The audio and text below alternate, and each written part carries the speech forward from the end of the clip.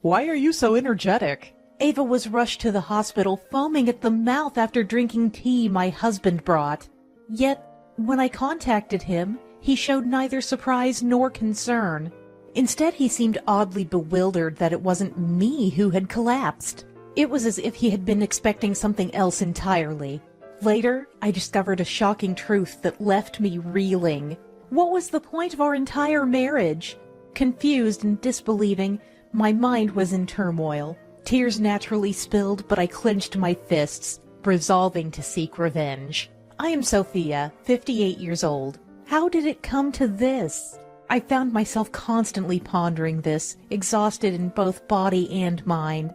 My husband, once so kind, had changed. David no longer showed care or gave gifts. Even when I prepared birthday presents or arranged dinner for our anniversary, he often ignored them. Over 20 years of marriage, we might have become like air to each other, in both good and bad ways. There was no point in expecting anything from my husband anymore. I couldn't help feeling neglected and troubled. After our daughter married and left home 5 years ago, even birthday wishes from my husband ceased. But no matter how old I got, I felt a certain loneliness in our relationship. Before I knew it, my husband, working in a sales company, was 59. He used to be away often for work trips, but soon he would no longer be climbing the career ladder and we'd have more time together. Hey, how about going to a nearby cafe this weekend? I've just wrapped up a busy period at work and could use a change of scenery. I worked for a food manufacturer and hadn't seen much of my husband due to constant overtime, but that day seemed promising for spending time together. However, my husband didn't even look up from his newspaper. Why do we have to do that? Let me be on my days off. No, the truth is, we've stopped talking as a couple lately, haven't we? I thought maybe a change of scenery could spark some conversation. I revealed my true feelings, longing for him to understand my loneliness. What are you talking about? He slammed the newspaper on the table, visibly irritated. We're not newlyweds. Act your age. But I mean... My colleagues Olivia and her husband never go out either. They just text everything on their phones. I knew Olivia personally and was quite familiar with her. She's also 59, just like my husband, and we got married around the same time. She's beautiful and much more feminine than I ever was. My husband often compared me to her. You should be more attentive to your surroundings, like her. I had been continuously told that. Even Olivia doesn't talk much to her husband, so it's no wonder for someone like me. The loneliness never faded, but I convinced myself that maybe he was right after being told so by my husband. Since then, I tried to believe that maybe that's just how marriages are, and stopped thinking too deeply about it. This was 2 months before my birthday. Time passed, and on my 58th birthday, I managed to finish work early and got home before 5 p.m. I was expecting to spend it alone again anyway. At that time, my husband seemed busy with work, returning home after midnight and heading straight to bed every day, so I want to celebrate my birthday together, I never brought up the courage to say. While I was preparing to celebrate alone with shortcake I bought myself, he unexpectedly came home carrying a department store bag. Here, this is for you. When I opened the box he handed me, inside was a luxury brand necklace I had never worn before. It's your birthday today, right? How is it? Do you like it? I'm so happy, thank you. As I replied with a beaming smile, he scratched his head as if he was shy. He also brought some premium tea and sweets. I've been thankful to Sophia all along, but just couldn't express it openly. Please take this as my feelings. You. I had resigned myself to the idea that our marriage had become conversationless and indifferent. However, this surprise revealed his love for me, filling my heart and soul with warmth. Before I knew it, tears were naturally rolling down my face. I'm so happy. Try it on.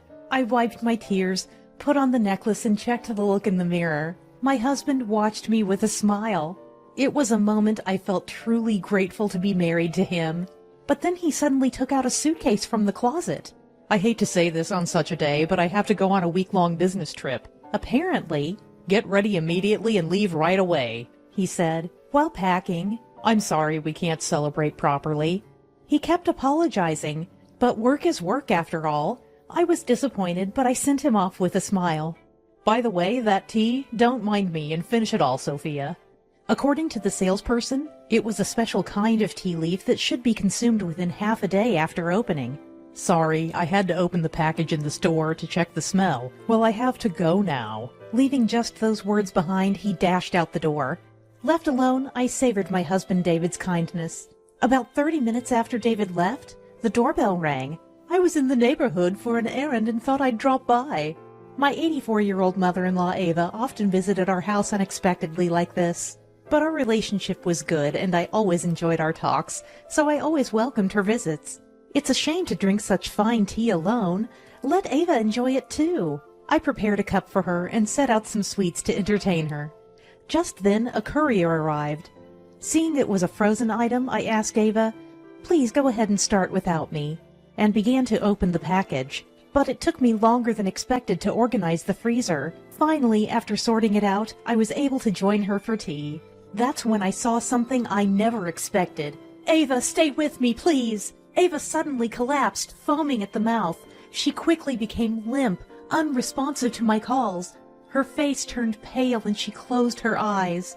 "I'm calling an ambulance right now!" 15 minutes later, the paramedics arrived and Ava was rushed to the hospital. Unable to reach my husband, I didn't know what to do and just prayed. Thanks to the doctors' and nurses' efforts, Ava survived. It seemed she might have ingested something harmful, but Ava, regaining consciousness during treatment, couldn't recall eating or drinking anything unusual. Fortunately, she was doing well and could be discharged soon. But she was kept overnight for observation due to her age. "Hello, David? Finally got through to you. There's been a terrible situation here. Apparently something in the food had a strange component and Ava had to be hospitalized." While doing paperwork at the hospital, I called my husband. I imagined he would be worried, but his response was nothing like I expected. "What? Why are you okay?" Confused by his words, I asked for clarification. "What do you mean by that?" Well, as long as you're fine, Sophia, take care of Mom, okay?" He quickly hung up, as if trying to cover something up. It sounded almost like he wished I had been the one to fall ill. Hoping it was just a misunderstanding, I headed to Ava's room. Yet, in the midst of casual conversation with Ava, a startling truth confronted me. "What do you mean?" As I pieced it together in my mind, I began to suspect my husband. I decided to confirm my suspicions one by one. It's over, isn't it? Realizing my husband's betrayal, I prepared myself for our separation. However, I couldn't let it end like this. I was firmly determined to make him suffer the same agony as Ava did. A week later, my husband returned from his overnight business trip. "Welcome back. You must be tired. Have this and relax." I took his bag at the entrance and offered him a warm cup. He started drinking noisily. "How's it taste?" It's just like the usual tea." I peered at his face, which seemed normal. "Strange, isn't it? That was the luxury tea you gave me for my birthday." Hearing this, he violently spat the tea onto the floor. "What have you done to me?" He rushed to the kitchen, drinking water and trying to induce vomiting, panicked. "I'm done for!" Sweating and looking sickly pale, he begged. "Call an ambulance!" He asked for help, but as I silently watched, he tried to call himself. I snatched the phone from him. "What are you doing?" "Relax. It's just regular tea I bought earlier." Showing him the tea package, he collapsed on the floor. "You panicked because you knew something suspicious was in the leaves." "What are you talking about all of a sudden?" "Basically, you, David, were the one who tampered with it." As I leaned in, his eyes shifted away, clearly agitated. "I don't know anything about that." "Don't pretend you don't know. Because of that, Ava collapsed, foaming at the mouth." As I raised my voice, the door of the next room opened. "David, what are you doing?" Ava, who had been waiting in the back room, appeared unexpectedly. Her appearance made my husband even more suspicious. "Mom, it's a misunderstanding. Anyway, how can you be so sure it was the tea? Maybe something else she ate that day caused it." "I hadn't eaten or drunk anything that day." Ava had been fasting that day for a health checkup. She hadn't eaten anything and barely drank any of the tea, which the doctor said was why her symptoms were mild. "This proves you tampered with the tea." "But there's no proof I did it." Ava sighed heavily, frustrated by her son's desperate excuses. On my way to Sophia's house, I saw you coming out of the flower shop, carrying a big bag with a brand logo. This is what I heard in her hospital room. But apparently Ava tried to talk to my husband then, but he just got into a taxi and left. He seemed strange that day, and Ava planned to tell me about it, but then she lost consciousness after drinking the tea.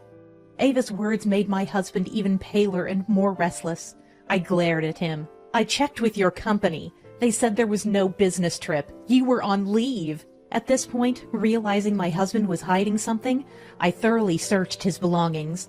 I found several women's brand items on his card statement that I didn't recall gifting, and I had printed out his computer browsing history. Look at this! There's a list of shady drug purchases and dark websites. I confronted him with the browsing history and card statements, and this store matches the card payments. By now, his face had turned white, and he was speechless, but I had more evidence. You've been obsessed with love horoscopes, haven't you? I found printed horoscope results in the trash when I searched his room. They were crumpled up, perhaps because he didn't like the outcome. But this was the final straw. Let's see, here it says, compatibility reading for David and Olivia. That Olivia, right? Olivia was the woman he mentioned when he tried to convince me that my colleague and her husband never go out either.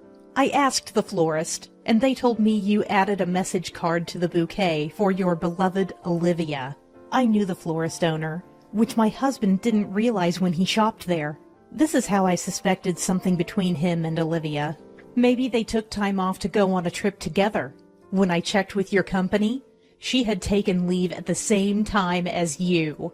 You went through all that? So you lied about a business trip to go on a romantic getaway. I'm appalled. I even went to her house using the address from a New Year's card. Her husband John was already suspecting her infidelity due to her heavy makeup and late returns. So Olivia's husband recently installed GPS on her phone. That's how I found your whereabouts. John had installed GPS on his wife's phone but was too scared to check it, fearing he'd confirm her infidelity. But inspired by my confrontation with betrayal, he decided to act, and we teamed up. While I was busy with work, John captured your decisive moment on camera. I scattered photos of their affair across the table. They showed the two hugging and even entering a hotel. Did you plan to kill me, collect the divorce settlement and pension, and start a second life with your lover? Shut up. Yes, that's right. My husband, resigning to his fate, began to confess their relationship. They started their affair 10 years ago, around the time he stopped giving me birthday presents. You're truly the worst. Be thankful I even put up with someone like you. Instead of apologizing, he became defensive and arrogantly sat on the sofa, crossing his legs. Suddenly, Ava smacked him on the head. I'm ashamed to have a son like you. I'm disowning you. Come on, I'm your only son. Please reconsider. I don't even want to see your face. I'm leaving everything to Sophia. Are you serious? Abandoned by his mother, he started to tear up. Sophia, look, I'm sorry. Can we start over? No way! You've been betraying me for 10 years. I firmly rejected any sympathy for David. We're getting a divorce, and I'll be claiming a hefty settlement. I apologized. Isn't that enough? As if it's that easy. Plus, her husband said he's going to storm into your office. What? My husband turned silent, breaking into a sweat. Hey, if you do that, I'll have trouble at work and won't get my full pension. Call him off, please. I shook my head silently. He looked utterly defeated. I decided to push him further. You know, I had an online tarot reading for David, and it said, life's biggest crisis. It's quite accurate. Maybe I should try it too. I'm sorry. Please forgive me. Finally, he deeply apologized, repeatedly bowing his head. I almost got killed by you. I'm apologizing for that. I'll consult a lawyer for this matter, including filing a police report. Be prepared. This can't be happening. Realizing his pleas were futile, he broke down crying, a mess of tears and snot. Ava and I looked down on him coldly. Later, my divorce from David was finalized. I dropped the police report out of consideration for Ava. I received $30,000 in divorce settlement from my ex-husband and $10,000 from Olivia. John, as he promised, confronted their workplace, leading to the spread of the affair. Unable to bear it, David and Olivia resigned. They haven't found new jobs yet and are facing a divorce settlement from John. Their relationship deteriorated, leading to a breakup, and they're now living lonely lives. Meanwhile, I was offered an employment extension, securing my future employment. The birth of my grandchild and their visits on the weekends are now my greatest joy.